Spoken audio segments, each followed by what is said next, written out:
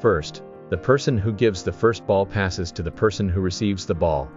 Then the person who gives the ball moves to another space to avoid the defender. Usually, if it's an attack area, it moves forward so that if it's a defensive area, it can free up space to receive the ball. And the person who receives the ball sees the moving person's movement, predicts it, and gives the ball to the space to move non-stop. At this time, if you get along well with each other through a lot of practice, you may be able to predict well or deceive your opponent with secondary movements. Anyway, this wall pass is the most basic and easy yet the most efficient pass pattern to escape the pressure of the opponent. A wall pass for 3 people. I think the biggest difference between amateur soccer players and elite soccer players is the pass made by 3 players. In the case of wall pass, only the 2 people who give and receive passes need to match. However, as soon as there are 3 people, the direction and intensity of the 3 people's movements and the 3 people's passes can be successful, so it is much more difficult and requires a lot of training than the wall pass. The basic pattern of the 3 pass is wall pass. While 2 players exchange wall passes, the defense's gaze and the opposing defense's camp gradually flock around the players who exchange wall passes. At that time, the 3rd player runs around to avoid the gaze.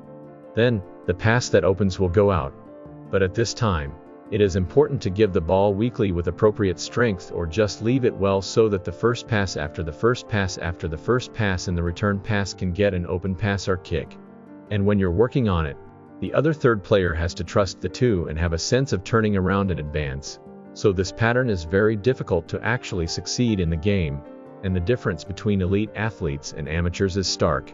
And I personally think that if there are more than 3 elite players on a team, there is a much more synergy effect than when there are 2.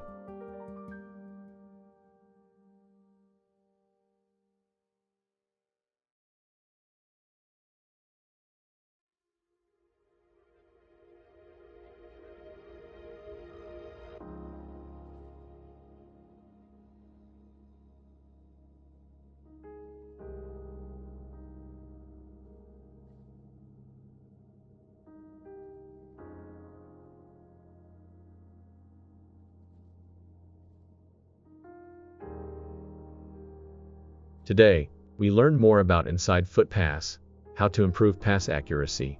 I will talk about soccer in more detail from now on. Thank you for watching the long video. Have a happy day.